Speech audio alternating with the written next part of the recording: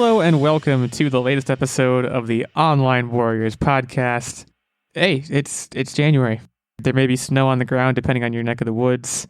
There's snow on the ground in our neck of the woods, but there's also snow on the ground in a lot of necks of the woods, so it doesn't really narrow much down. I think the also, whole eastern seaboard, correct? Is seaboard the right word? Seaboard's the right word. I was just going to say, why do woods have necks? Or like, how do woods have necks? Why does woods have body parts? I can't even ask the question. Are you okay? I'm fine. I was going to ask also, because this was just said before we started recording, I'm bleeding us in, risking it for the biscuit. Why would you risk anything for a biscuit? Biscuits are like 5 cents. I mean, I think here, but like in the UK, I might be wrong, but I believe they call cookies biscuits. Yeah. And why wouldn't you risk it all for a cookie? I'd risk it for a cookie. I'm going to give a few reasons to not risk anything for a cookie, but it's better than risking it for an American style biscuit, and which is good. But again, what if it's like from like a child's sense, right? You're risking maybe getting scolded from your parents, but you'll get a cookie. Oh yeah, every kid's risking that. Now, I think the most plausible scenario for this euphemism is you're a dog in this scenario, and you're risking something for a dog biscuit. I don't know what your dog has ever said that, though. But dogs will do anything for a dog biscuit. They will risk anything. They will risk their lives or the lives of their owners for a dog biscuit.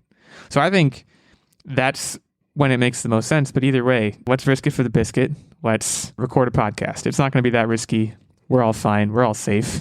We're in our homes doing things like normal. I am Illeagle 86. I'm one of your three hosts. I am joined by Techtic and Nerdbomber, who are sitting right over there. You've heard from them already. They've said things. They're going to say more things because we have a lot to get to today. The wheel of the world turns onward. We're going to talk about the Santa Claus, Tim Allen. You know the movie. You've all seen it at this point. It started in 1994. It's been a while. We're going to be talking a little bit about the Knights of Ren, a rumored Star Wars project that appears to have gotten a leaked trailer. We're going to kick off with that, but we also are going to talk later about Kirby and the Forgotten Land specifically. But I do want to start with the Knights of Ren. Now, I'm going to defer. I feel like when we talk about trailers on this show, I usually introduce it by saying what my opinion is. And we're going to buck that trend here, if only to keep listeners on their toes, but also to give you guys your fair shot at breaking into something before I've already broken into it. So, Nerdbomber, I want this is a 1 minute trailer that was recorded on a cell phone. That's like this is if this is indeed real, which I guess we should talk about. It is definitively a leak. It was not supposed to be released. It is bootlegged footage. But take from it what you will from that 1 minute of bootleg cell phone recorded footage. What was your takeaway? What was your investment? What was your general feeling?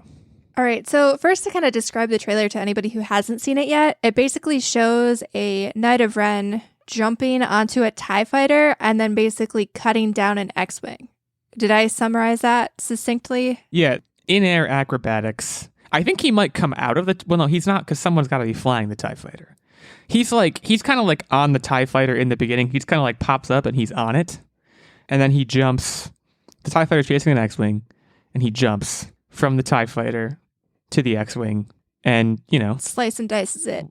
Yeah. Lightsabers it. So that's and that's all that happens. That's it. Yeah, that's all we really see. Then they kind of show the title screen, like Knights of Ren, a Star Wars story. And so first of all, the fact that we're seeing like a Star Wars story, I think the last time we've gotten a quote unquote Star Wars story was Rogue One. So it's not like Correct. A mainline entry. It's going to be more of like a side story sort of deal, which I kind of like that because I think we've talked about this a lot, but like stepping away from the Skywalkers and not following them so intently. I feel like Star Wars is such a big world to explore. So I think it's kind of cool that we are exploring it. That said, like from what I remember, the last few times they've showed the Knights of Ren, they kind of made them seem like bumbling idiots.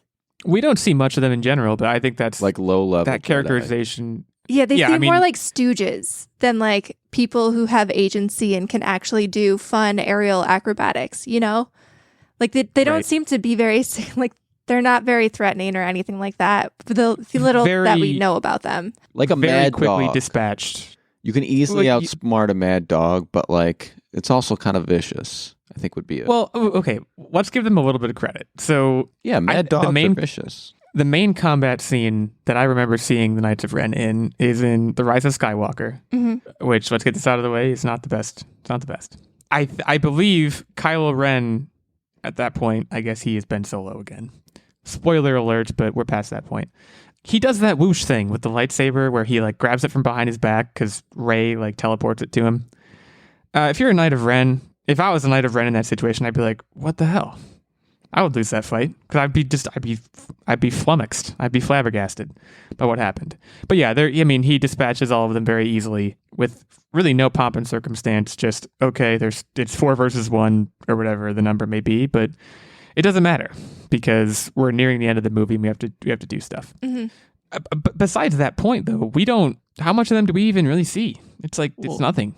I think piggybacking off of that point of him dispatching them, I think we need to explore a little bit into what exactly the Knights of Ren are and kind of the history behind that, right? So we all know his name is Kylo Ren, and obviously his bad guy name. And we know that his real name is Ben Solo.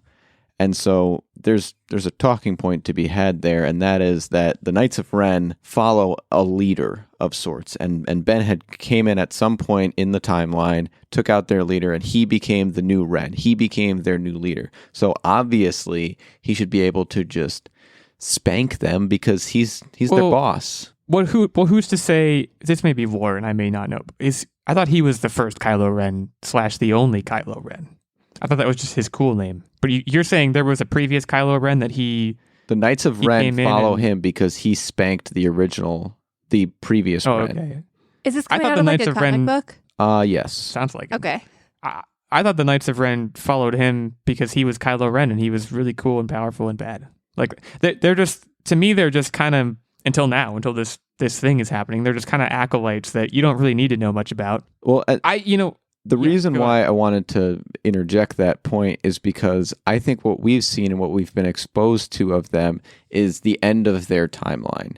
And so inevitably what this has to be is probably them prior to Ben Solo even being introduced, where they're reporting to a previous boss man. What I really hope that they do with this, if that is the case, like I would love to see, and this is something that I thought we would get with Finn a little bit more, but I want to see more in-depth characterization of like the bad guys, because they always just kind of paint a sweeping picture. And I know they kind of did this too with Anakin, but like they kind of paint a sweeping picture though of all of the bad guys in Star Wars just being like bad guys. But I want to see like the mind of a stormtrooper or the mind of a Knight of Ren, and I want them to actually be like compelling, interesting characters that are more one-dimensional than, hey, I'm just a bad guy. At least in the very end of this series, they have to introduce Ben Solo in his like true uncorrupted by goodness state when he like slaughters someone. I agree with a lot of the points that have been made. I mean,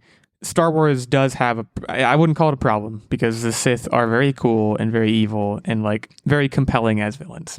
You don't really know anything about them other than that they don't like the Jedi. Like, I think it would be very cool to take a set of evil people, villains, and explore why they are evil. Maybe give them motivations that people can potentially relate to, like the Thanos thing, right? There are people there's like a whole subreddit that's like Thanos was right? I want the Knights of Ren to be characterized in such a way that some people are like, maybe they have, they're not just objectively evil Sith bad people. Maybe they have something else going on. Maybe they're fighting the rebellion for a very good or good to them reason, right? With that said, I mean, I've said this before with any time we talk about villains, right? They're the hero of their own story. They think they're the good guy. They should be.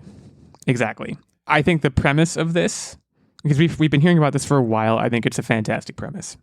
I have to come down on this trailer a little bit because this is ridiculous.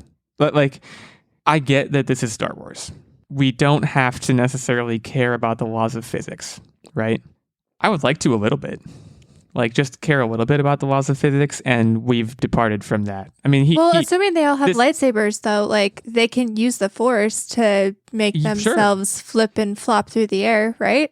But have you seen a Jedi flip and flop from ship to ship. No, like theoretically, that may be within the bounds of the Force. So you're saying you would the prefer capability of the Force, if but it his looks ship ridiculous. was in front of the other ship and he like flew backwards. I suppose that would be better. I don't know. I just like it was very corny to me. And also, by the way, for the detail-oriented folks out there, this guy gets up on the TIE fighter, draws a red lightsaber in very cool fashion, jumps to another ship, and starts hacking at it with his lightsaber, right? With his one lightsaber. You know what's interesting to me, and this is kind of a side Hold note. on. Then the ship crashes. Then what happens? Then If I he remember has correctly, two. he has two. Use the second one. What are you doing holding the second one until the ship has crashed? The guy in the ship is dead. First of all, what are you drawing your lightsabers for at all at that point? To show And that why he are you has drawing- two cool lightsabers. To show that he obviously. is two. Right. I guess that's the only reason, but that's not a good enough reason. Like, I want these guys to, because like when I think of these guys too, like I think of the ring wraiths from the Lord of the Rings, which, you know, they're not cool, but like they're visually interesting. They're very menacing characters. I want these guys to be that and not be cartoons. And this was cartoony to me. Like, have them be menacing in the Darth Vader way, which is most of the time very subtle. Have them do that. Don't have them do what was done in this trailer. I don't know. Maybe that's just me.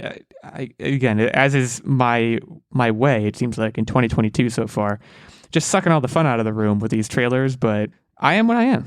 I have my opinions. I feel like I give Disney a little bit of faith and leeway just because, I mean, I've heard, we haven't watched the Book of Boba Fett yet. I don't know if you have, but I've been hearing some rough I've not. things about that. But like everything else that Disney has done with Disney Plus, because I believe at the end of this little teaser or leak, at the end of the trailer, they showed the Disney Plus logo, which leads me to believe that this is going to be Right. made for Disney Plus. And for the most part, everything that they've done on Disney Plus and for Disney Plus, whether it's MCU or Star Wars, has been pretty decent. So like, this is something that probably we weren't meant to see. I mean, heck, it may not even be real. If it's not real, though, like, kudos to whatever animator slapped this together in their spare time. But, like- I will say, I could see it not being real. Because it's just like, I get that they have to, or they might feel an obligation to just throw spectacle at you to entice you. I don't know. I guess I do feel a little bit like Disney might be better than this. So I do have some reservations about the authenticity. Incidentally, has anyone watched Hawkeye? Because I have not. I don't know if that, I think that's been okay, but I don't know if that's been like particularly amazing. So I don't know. I'm not as willing to give Disney Plus a blank check, or I guess I'm not giving them any money, but you get my point. This might not even be the whole trailer, too, is the other thing to consider. Certainly true. There's a lot of variables here, and incidentally, we're going to be talking about Disney Plus more in the next segment too. And triply incidentally, do you guys watch Eternals yet? No, A we bit of a haven't sidebar, yet. but we almost did yesterday. We watched something else instead. Do you know why? Because it's Eternals- NFL Wildcard Weekend? No. We watched Crazy Rich Asians, and I'll talk about that later. Ooh. But it's 2 hours and 37 minutes. Eternals is, not Crazy Rich Asians. At this point in my life, that's a long movie, guys. Like it's going to take something pretty significant for me to want to do that. Like Spider-Man Far From Home was pretty long, or No Way Home was pretty long, but you know, I went to that for obvious reasons. Eternals, I've heard, isn't even that good. And like, it's just very hard for me to want to make that time investment. Sidebar. I mean, it's no different than a series when you sink, 4 No, not at hours all. binging it. That's true. Look, the psychosis of streaming services is in the process of being diagnosed. I think what you're describing is already a meme of like, do you want to watch a 3-hour movie? No, I'd rather watch 10 hours of 1-hour episodes. Hear me out, True. though. Like, I believe back in the day, and this might have been before there were even like color or audio movies. I think this might have been like silent black and white movies. But I think if you had a long movie, I'm pretty sure like they would cut in a break and the theaters would Yeah. actually like give you a break to get up. And part of it was probably Yep. driven by concessions, but also like you could go to the bathroom. And when we start getting into these like 2.5, 3-hour long movies, why don't they do that? Like one of the things I appreciate about watching movies at home, especially now that like in the last few years, especially, there's been the concurrent releases.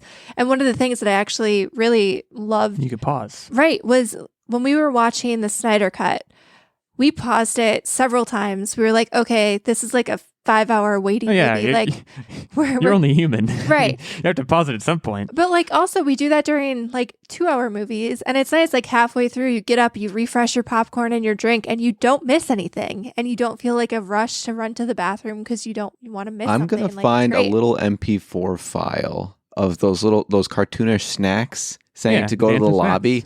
And whenever we pause, I'm gonna make sure that that's playing on the television. So I think I've seen 2 movies that have done that. And by the way, both of them I did not enjoy. Gone with the Wind, I didn't even finish. And that one, they put an intermission in there because that movie is literally like 4 hours long. Isn't like that supposed to be one of the mark. best movies of all time? Yeah, whatever. I was like, after 2 hours, they put up an intermission card and they're like, you're halfway through. And I was like, no, I'm all the way through. And I turned it off. It's all the Civil War stuff. It just bored me. The other one was Space Odyssey, which I believe has an intermission, and I believe I watched the whole one of that one, but man, I just didn't get that one. That's like everyone talks about how great that movie is, and I was like, what is the deal here? What is the big deal? Not what is the big deal. I know what the big deal is, but like it's not that good. I just made a lot of people upset. At OW Illeagle 86, you can yell at me there. I know you will. I look forward to it. So yeah, I don't know. Any other thoughts about Knights of Ren? This is going to be a show, ostensibly. So there's no intermission concerns. I think there is going to be something to look forward to. And physics aside, it's Jedi magic. Do with it what you will. And let's look forward to some villainous character development. I can get there on the Force jumping stuff. It's something we've never seen before, and they did it in such like a glib manner. I wasn't receptive to it. Maybe I will be if they stage it better.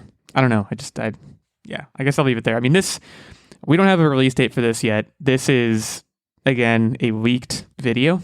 So the validity itself can and should be called into question. But this project itself is happening at some point. Whether this is an actual trailer for what it is, we will find out likely very soon. Let's stick with Disney Plus. Let's get into happier territory, I think. The Santa Claus is... I might have actually mentioned the Santa Claus on my Christmas favorites video, one of the vlogs back in, I think, November or December. This is an annual watch for me, the original one. It's Tim Allen, who, honestly, I'm not the biggest fan of, but he's at the height of his power when this movie comes out. This is like, I think he was in the middle of like the Home Improvement run. He was at his funniest. He's amazing in this movie. I also think this is the best and maybe I don't want to say most authentic, but like the most imaginative and just overall best portrayal of Santa Claus in any movie. And I actually think that might be that was superlative I assigned to this in that vlog I talked about. It's the best North Pole. It's the best. The whole Santa like mythos is so well done in all 3 of the movies, honestly, but I really only watched the first and second ones. First is the best. The first is the best. Yeah. I actually haven't even, now that I think about it, I haven't watched the third. I do watch the second every year too, though, because the second one has some really good scenes in it. Well, the third one... He needs to get a wife. Third one got wonky because that had like Jack Frost in it, right? Martin Short. I didn't watch it. I just know I know the vague, like the vague details. Vague details is an oxymoron, but you get my point. The news here is that Disney Plus is going to be popping this into a series, starring Tim Allen, and Tim Allen, I believe, is also set to executive produce the series. He will be returning as Scott Calvin, and the general premise is he's looking to get out. He's nearing his 65th birthday, and he wants to return to the normal world. So he sets out to find a suitable replacement, Santa, while preparing his family to leave the North Pole. So I have hot takes. Again, this is... I do too. I definitely want to hear them. The third movie came out over 15 years ago. That's a bullet point that's worth mentioning. This is, again, there's no release window for this. It's in the very early going. It's basically just been announced.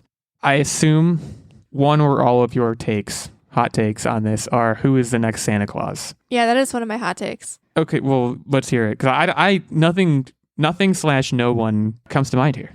So hit me with them. What do you got? So my first hot take is that this absolutely does not need to happen, and all this series is meant to do is basically serve as the bridge to resurrect a reboot.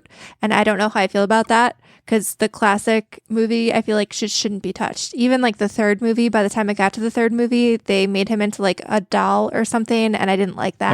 No, that's the second movie. Is that? And that part is pretty ridiculous. Yeah. Yeah, it's the second one. So like the first I treasure, and it feels sacrilegious to reboot it in any way. But I do think if you're going to do it, you have to... I don't know what the actor who played his son is doing these days. I legit have no clue. Oh, yeah. But you dig him up, and that is... Probably nothing. Have Tim Allen's character search the world and end up back with his son saying, like, you're the one who needs to be the new Santa. That's how you do it well. An interview series would be kind of hilarious. I do have to say. An interview series? Yeah, like he goes on LinkedIn looking for the new Santa, and all these people are interviewing for the position. I think that would be hilarious. That would be pretty funny. At one point in the first movie, I believe, his son calls it the family business. See? So, but see, Nerdbomber, your theory has legs. Let me tell you my theory. So there's a lot of internet theories that suggest that in the first one, the elves put a hit on the original Santa Claus. And the reason why this theory is founded is because before he even becomes Santa, you can actually spot elves scoping out the joint, spying on him to make sure that he's a good fit. And then all of a sudden, Santa falls off the roof, wink, wink, shove, shove, and dies. I've heard this theory, yeah. And dies. Yeah, he dies. Okay? And disappears. This isn't just handing off the legacy like what is being stated here. He died. Like, that was it. And so what this is going to do, which is kind of interesting, if he does, in fact, just pass it on, it's going to prove that guy didn't need to die. And in my opinion, it's going to prove that the elves offed him. And the other thing is, or it's going to set us up for the elves offing him again, offing the new Santa. I do have to interject real quick. I did find out, so the actor who played his son, Eric Lloyd, is apparently, he's 35, so like perfect age, I think, to take on the mantle. And he hasn't really been acting. He started his own production studio, so this could be his like gateway back into acting. He did a Reddit AMA some number of years ago. I believe he's also a musician. Seems like a nice kid. I say kid, but he's older than I am. Circling back to the Santa dying thing, that's going to be interesting how they handle that. I think I've heard the elves killed him theory before. I think it's total hooey, if only because they had 3 movies to revisit that and they didn't. But how he passes the torch, that shit was buried. That's it. Well, why would they leave hints that the elves did kill him if they weren't going to revisit it? Because they're saving for the Disney Plus series. I don't think that they didn't. That's not anything. I think that I doubt that is the case. But it is interesting. Will he die? I think is a good question. Or will he pick somebody and then like fall off the roof anyways and be like, I have to disappear now. I have to die. That's how it goes. It's in the contract. That's a subclause of the contract. You have to fall off a roof and break your back and vanish.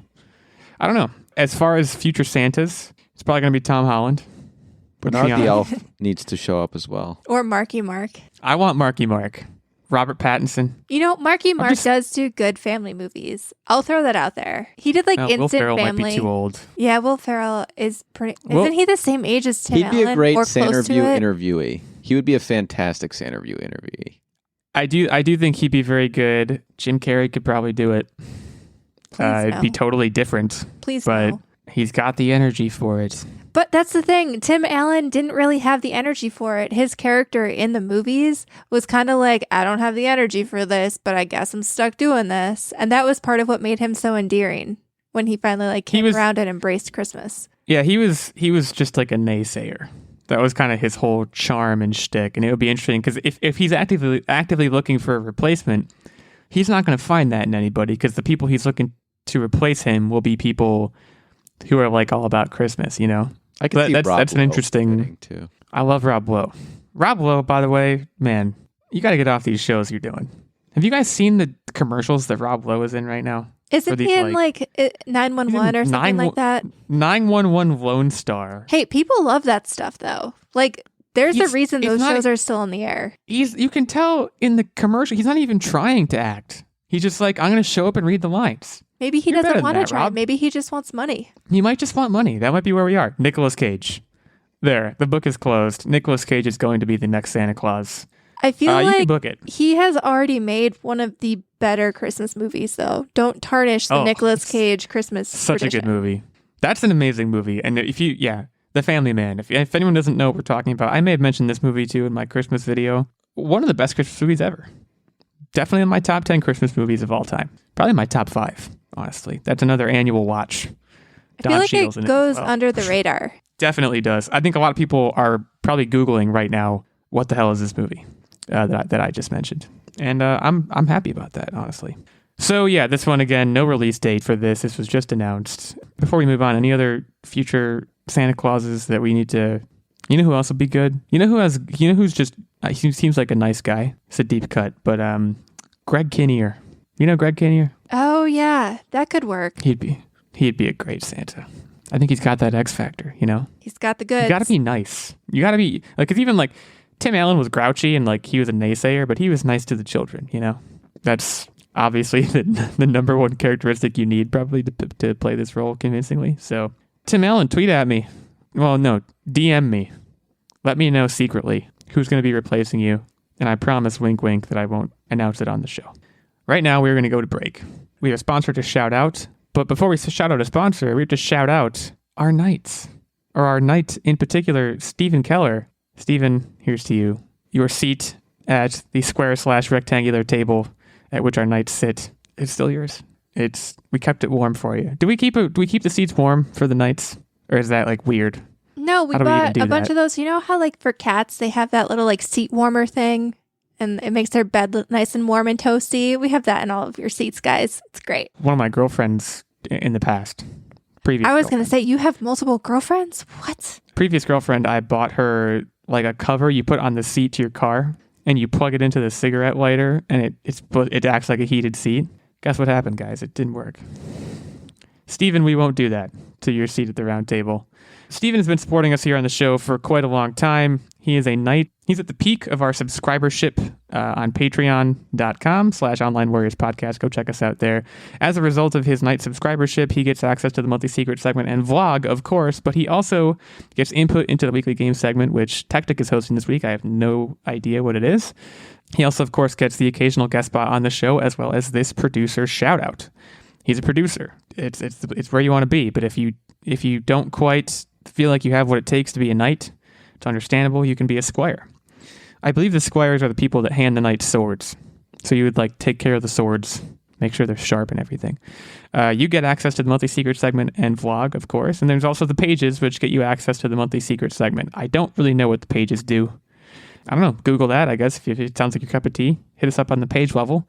And again, all of these levels can be looked at. I guess you can find more of the details on that over at patreon.com/online warriors podcast. I would be remiss if I did not shout out Steven and thank him so much for all of his support on the show. He'll be coming on the show again here real soon. We look forward to that. So yeah, be on the lookout for that.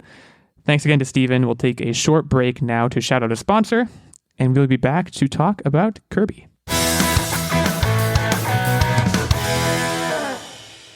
Is there something preventing you from achieving your goals or interfering with your happiness?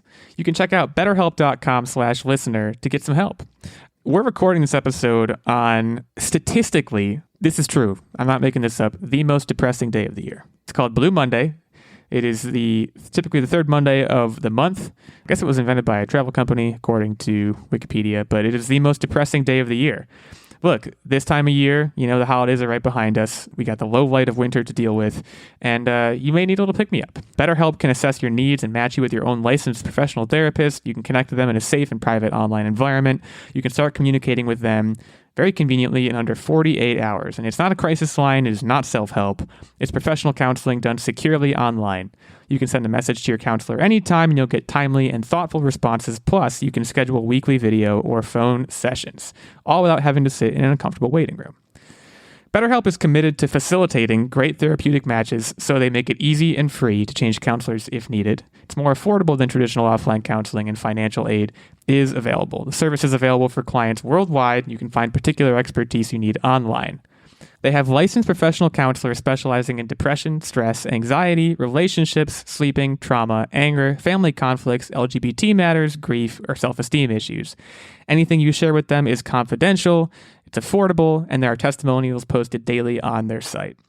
So many people have been using BetterHelp that they're recruiting additional counselors in all 50 states, and we want you to start living a happier life today. As a listener, you can get 10% off your first month by visiting our sponsor at betterhelp.com/listener. You can join over 1 million people who have taken charge of their mental health. Again, that's betterhelp, HELP.com/listener. Thanks to BetterHelp for helping to sponsor this show. We'll get back to the show now.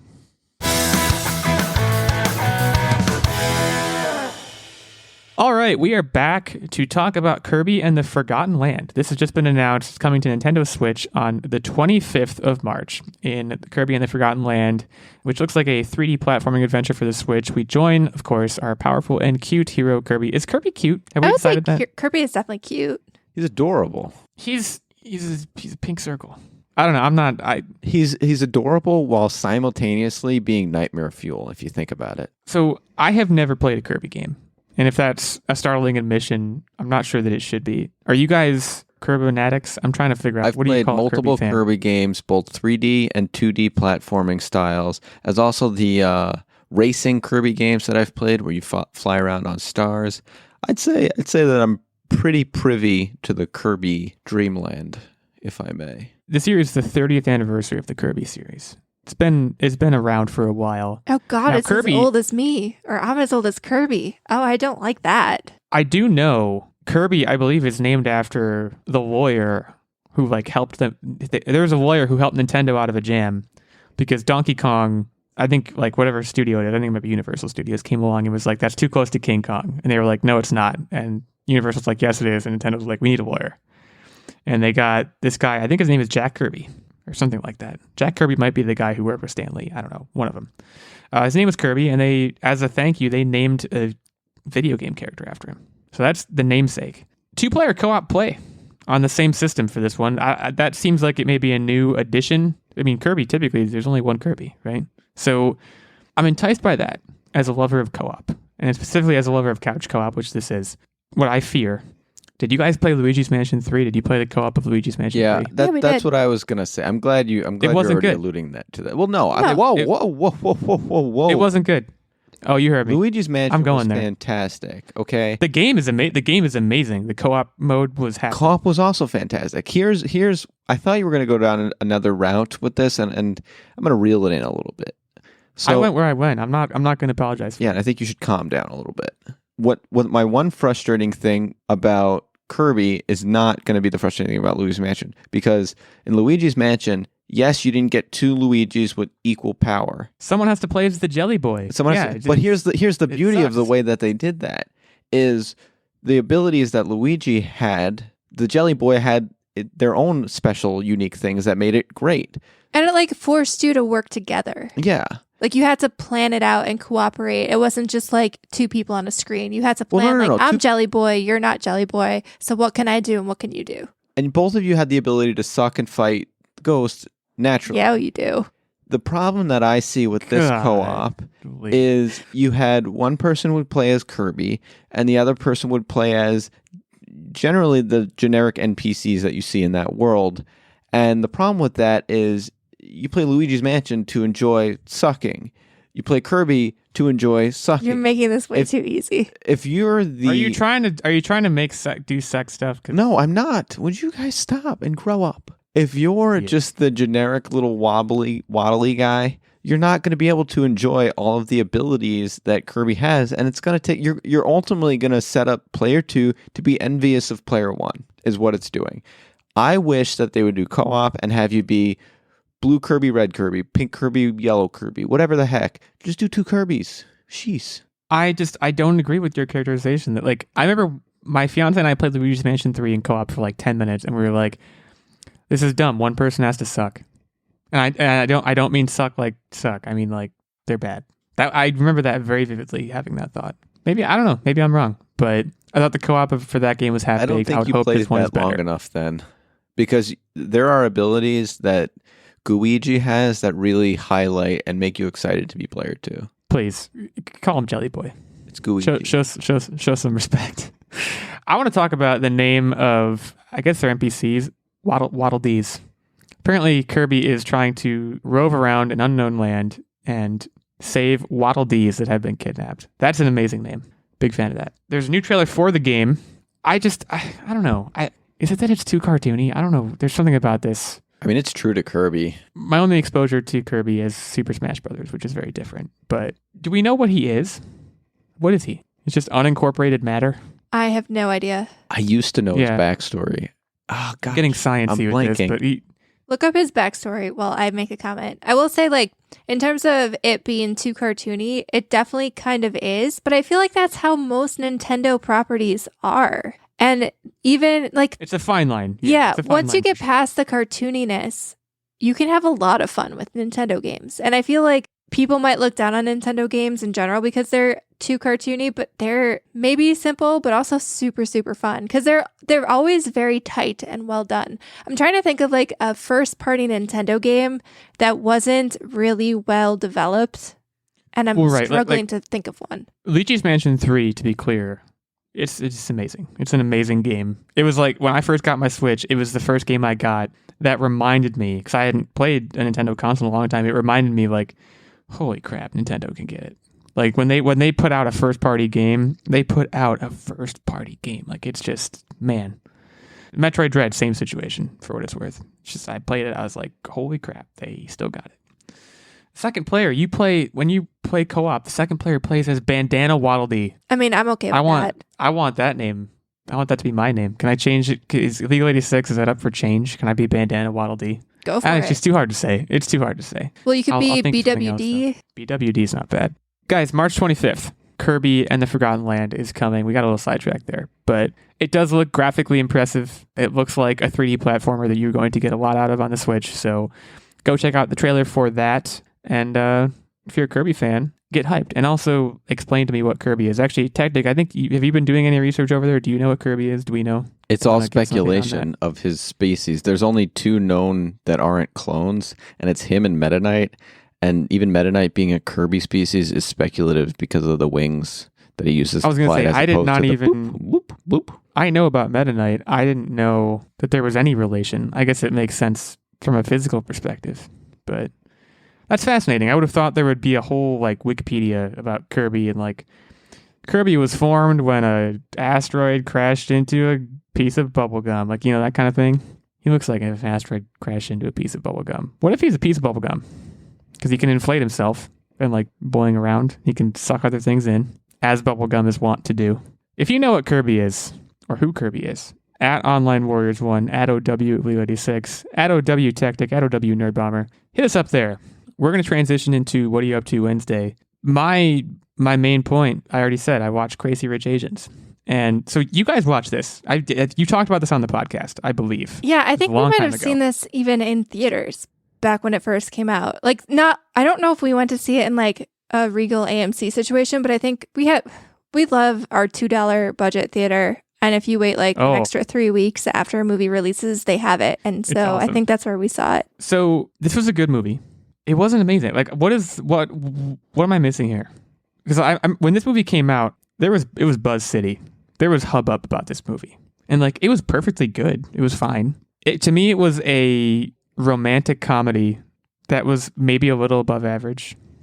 I don't know. Maybe that's being too harsh, but like I don't know how much was memorable about it. Well, I think so.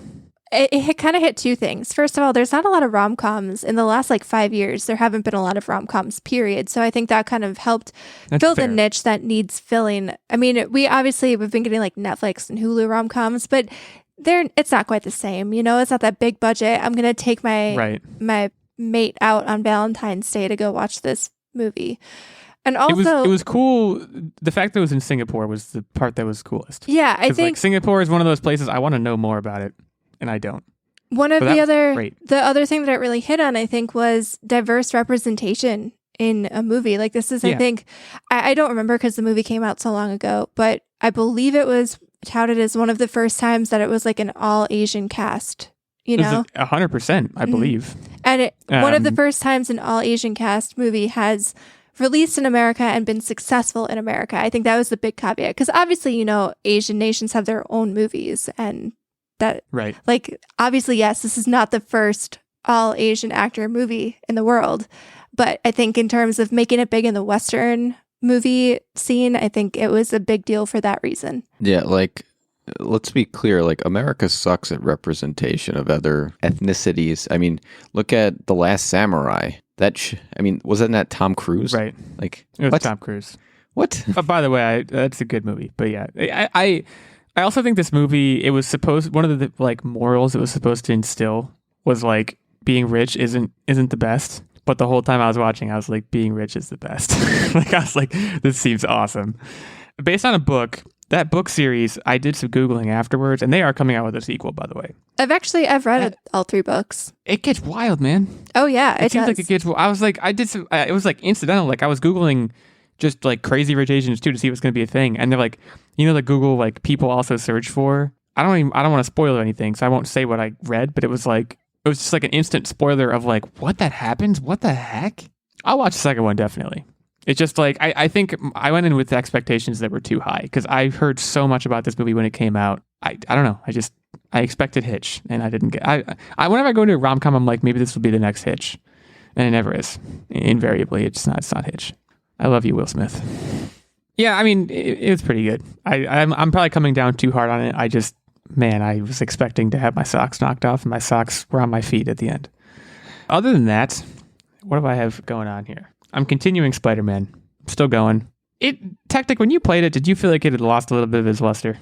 Some luster is lost for me. Like it's weird. How because far into it are you? I think my progress is like 40% or something. And granted, I'm like completionist. So that's sort of how I was in the beginning, where I was like, okay, well, it's the same. And I started becoming goal oriented with getting all the suits, and then I ultimately got sucked into it, and I ultimately had exited with the same amount of love that I had for the first one. I don't think it lost its luster as much as it got polished the more I played. The story takes a while to pick up from what I remember. There was like a quote unquote reveal. I don't want to say, but like one of the reveals was not a reveal, and they made it seem like it's it was not a spoiler at this point. That game's been out for a while. Are you talking about the Prowler? Yeah, I'm talking about the Prowler. Like they were like, oh my god, it's Aaron Davis. I'm like, I know that wasn't the big I don't even reveal. like comic books that much. That's not the big reveal. The bigger reveal happens before that, I think, and that was like I was reasonably surprised by that one, but like still not that much. I don't know. I guess like it's the mechanics of the game are still super tightly wound and really good. I don't like the gadgets as much. That's another one of the problems. I don't like the gadgets as much. I miss my web bombs. The skill tree also. They're going so hard on the Venom stuff, which I understand because that's the whole Miles Morales thing. I don't like it as much as the skill tree from the last game. That much I can say definitively. But it's still super awesome. I feel like I'm just raining on parades in my what are you up to? I'm gonna turn it over to somebody else. Techtic, pick us up, dust us off. So this was playoff weekend, so I watched a lot of football. In addition to that, I built up the frame and motors on my quadcopter, and so far so good. I'm going slow. I don't want to make any wrong moves. I want to make sure that I really think about every piece, and I'm also, I'm using small millimeter type screws, and I'm very meticulously putting them in piles, and just taking my time with it and making sure that everything's accounted for, nothing's lost, nothing's stripped or cross-threaded or anything like that. But so far, it's going smooth. The next step is to put in the bead controllers for the motors and then the flight controller. Then I'm basically done. I'll probably have it assembled by next week, but probably not going to do any flight testing or actually powering it up until a little bit later. Just again, gotta dot all my I's and cross all my T's. This was expensive, and I don't want to short anything or How does damage. that stuff, like, if it went down in the snow, I'm assuming it's not like weatherproof, like it would be rough, right? I thought you were going to say you're going to wait till the weather gets nicer, which seems like a good thing. Well, I was going to test it out without putting the props on, so I can make sure that each motor turns on and, throttles up, throttles down, those kind of things. Control surfaces, are there any control surfaces you can check? Or is that No, it's not a fixed wing. There's the main control surface is just the props, right? It is the props, yeah. I was gonna ask if I should expect to look out my window in the near future and just see a drone sitting there watching me. Sounds like no. No, so you're still too safe far for a while. that. Right now, it's only going to be piloted via radio control, which that's line of sight flight. So, but like in theory, you could like put some sort of, I don't know. I don't know enough about this. I'm an engineer, I swear. But like you could kind of do like a cell phone sort of dealio where then you could connect over a cell tower and control it over long distances, correct? Or you could just drive to my apartment. The goal is to do waypoint GPS via transmitter. But even that, once it loses connection with the ground station, it's set to come back home. So you're talking maybe a mile, 2 miles radius. So mean, we'll that's drive pretty 2 good. miles away from Illeagle's house and then do it. Right. And I'll be like, what? And I'll be like, right away, I'll be like, oh gosh, Techtic finishes drone. But yeah, Worth it's coming along well. That's basically all I Nice. have. This has been kind of an uneventful week. Nerdbomber. Nerdbomber. What do you All right. have? So, first of all, on Friday night, the Gatekeepers Podcast invited Techtic and I on to do Oh, a yeah. fun That was Borderlands style trivia show, which was super, super fun. I think that's coming out next week. So keep your eyes peeled for that. Really appreciated them having us. It was so much fun. Learned a lot about Borderlands. And I just have to say, and sorry to cut you off, but with that podcast, I have decided I should really be on the creative team for the Borderlands franchise. I can't toot my own horn enough. yeah, he had some really fun creative ideas. So if you're interested, definitely check out the Gatekeepers Podcast. I think they said it would be dropping sometime in the next few weeks. And then the other thing that's been taking up a lot of my time, other than, watching playoff football and watching my least favorite team in the league get absolutely spanked. And I was going to say, did you see that game? Where, I mean, there was a lot of spankings this weekend, but the Bills. the Patriots fans Historic. were all over Twitter crying, and I was drinking their tears. I'm sorry if you're a listener and you're a Patriots fan, but I feel I like think 20 years of dominance has made me Yeah. unhappy with the Patriots. So welcome to I the think club league- of league failure. League-wide, I think that's probably not an unpopular sentiment, but I don't know. Maybe I'm wrong. But I mean, can you imagine being at that stadium too? How cold it was. I That just looked watched that miserable. game. Kickoff. They couldn't even Temperature cry. was like- It would just freeze. It was like wind chill was like -5. It's like, God, those fans are nuts. Good Meanwhile, for them. Ryan Fitzpatrick, the bearded wonder who's been on like half the teams in the NFL, was there shirtless, just going hard. Being So good for him. Fitzpatrick. Make that man the mayor of somewhere. I don't even know where. He's a mayor. He's But a mayor he's waiting never to to wear a shirt, just trench coat and And a shirtless. big beard. Even when he's not wearing a shirt, he's got a sweater. So Nice. So, other than watching football, I've been reading the Shades of Magic trilogy, which is a series by V.E. Schwab. You might recognize her from The Invisible Life of Addie LaRue, which is a book that's been pretty much on all of the best book charts, I think, from the last year. Maybe it was 2 years ago. I don't know. It's been everywhere. So if you keep tabs on any of the big books, you'll probably recognize that title, that name. She actually primarily writes fantasy style books. And so my parents got me for Christmas the Shades of Magic trilogy, and I'm now 2 books deep, on the verge of finishing the second book. And, fantasy and magic and stuff is really my forte. That's one of the genres that I like to read a lot of. And these books are great. I'm trying to think, there's pirate stuff in them. There's elemental magic akin to Avatar: The Last Airbender. They're elemental benders. There's parallel universes. So the general gist of the book is that there are 4 different basically parallel universes, and London is the one staple of all 4 universes that are the same. And the portals between all of the different worlds have been shut off because one of the worlds had so much magic that it basically ate itself alive. So to stop that from kind of spreading to the other dimensions, they shut the portals. People can't go between portals. And so they call them different colors. So red London is the magic London. Black London is the dead London that kind of imploded. White London is one that's kind of had magic, but is now starving. And then gray London is kind of our world. And so there's only a few people who can traverse worlds and go back and forth. And it's kind of just an intersection of all of these characters from different worlds coming together, how they're able to control elements. There's big elemental battles and fights. I don't know. It's super good. I'm not doing it justice, but it's a super great series by a really well-known and well-respected author, and definitely give it a go, because I think I started reading it last week and I've blown through 2 books, and there's 3. So it's reading season for the Nerdbomber. Is that a fair assessment? I feel it's you're weird. just I go through slamming seasons. books. So I would say right around Christmas time and then summertime are my peak reading season. But this is also my gaming season. So it's a really interesting balance, because we're also still playing Dungeons and Dragons Dark Alliance.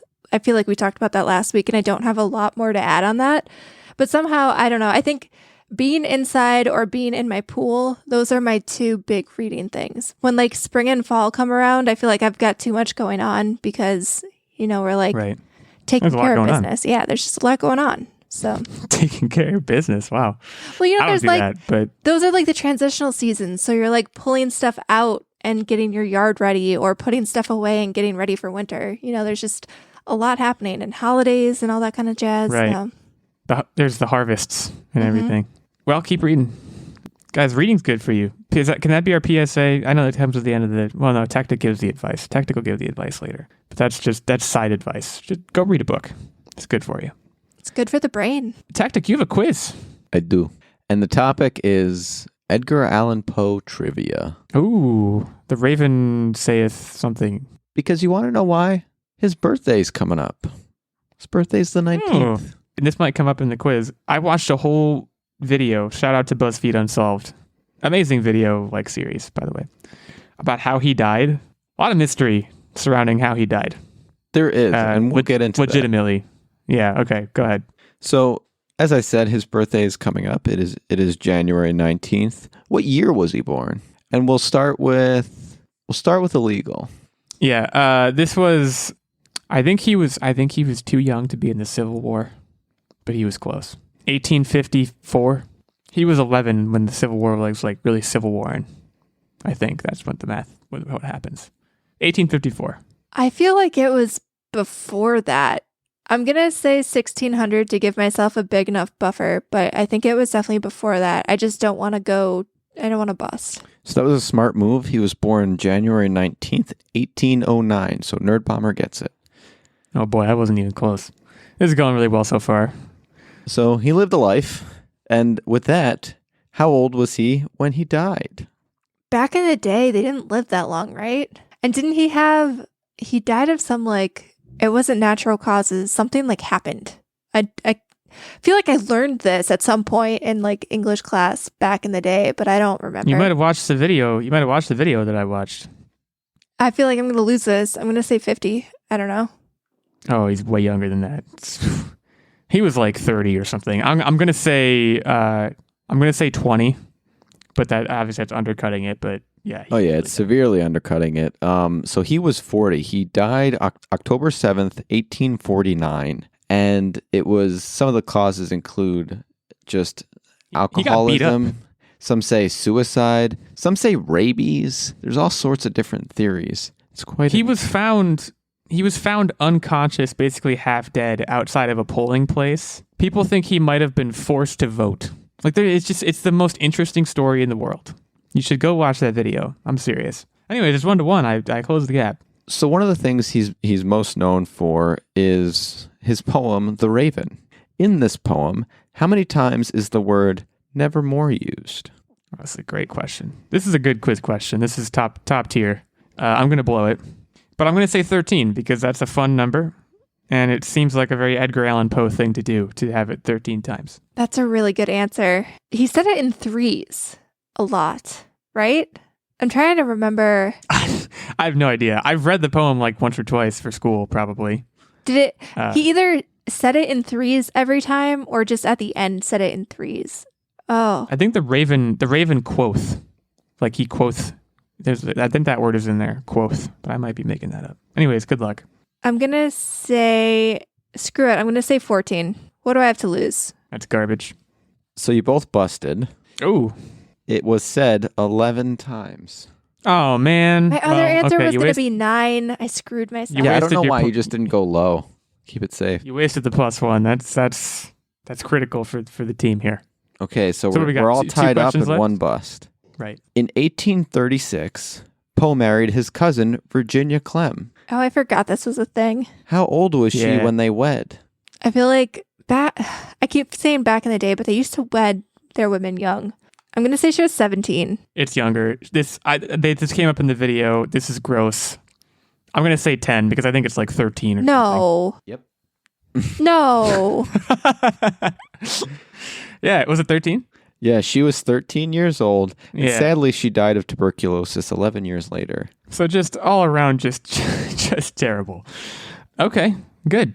Well, not good, but I got the question right, so that's good. All right, so last question. Nerdbomber, you have to get this right just to tie it all up. But see, I screwed myself because I had a +1 and I didn't use it. So, anyways. Between 1949 and what year was a bottle of cognac and 3 roses left at Poe's original grave marker every January 19th by an unknown visitor, affectionately referred to as the Poe Toaster? Yes, I heard about this too, but I don't remember the years. So presumably, if my math is right, it started at the 100th anniversary of his death. 1979. This was 30 years. Someone did this. I don't think this ended, but I'm going to say 1999, but I think it's probably still happening now. I feel like, because when people do this, and then even if, like, maybe it'll skip a year, and then they pass it on. So Nerdbomber tied it all up. It has stopped. It ended in 2009. But with that guess, she's still in it. This is garbage. I should have used my +1. Let's continue. You went first. What's the tiebreaker? I know, but I'm saying I should have used it earlier so I wouldn't be in this situation. Okay. It's tiebreaker town. So this is going to be a text in. As you know, Poe lived a happy, rich, fulfilling life. How much did Poe earn in his lifetime? Is this a text in? Yes. It's a text in. You know what? Screw it. How much did he earn in his lifetime in the 1800s? And then I'll tell you what the inflation is. Okay. My answer's in. I'm very confident. If I blow this, I'm going to be upset. I'm not confident at all. So Nerdbomber busted, but she was significantly closer. He earned $6,200, which accounted for inflation is the equivalent of $191,000 in his entire lifetime. Yeah, I knew it was way too low. His stuff didn't sell until after he died. He was one of those people. Now, granted, I came in super low at $100, but I said 10,000. I just figured, like, even odd jobs and stuff, he like made some money. Yeah, he was not successful. No, he was miserable. He was people broke. didn't like his stuff. Like, when I said happy, rich, fulfilling, I was reading about this. I was like, this guy is just it was rough. Yeah, sad sap. He had a rough go of it. There's no doubt. Oh yeah, and it's not even anything against him. Like his mom died. His dad pieced. Yeah, it just didn't work out. He couldn't afford college. I would say marrying the cousin was his fault, though. Yeah, that's on him. That's on him. Shouldn't have done that. Well, here we are again. Some things change, some things stay the same. Illeagle 86 is 2-0 on the year in quizzes. Nerdbomber 0-2. Techtic 1-1 in quizzes. Yeah. Some things do change. Happy in the middle. So next week I will be hosting quiz topic TBD. But be on the lookout for that. And thank you guys so much for joining us for another episode of the Online Warriors podcast. We want to thank Steven, our producer, again. We want to thank our sponsor again. We want to thank all of you for being here. Head over to Apple Podcasts, leave us a review. Hit us up on Twitter. Our handles have been mentioned in the episode. Chat with us there. And Techtic, take us out with some with a tech tip. Can we call it that? Sure. I don't know if we decided that, but life's intense. Bring a camper. All right. I feel like bring a sleeping bag would have been better. No. Buy a camper and bring it. I like that. Be maybe a little fiscally irresponsible and bring a camper because life is intense. I did just get to the pun. It took me that long, but I'm there. So we'll see you next week.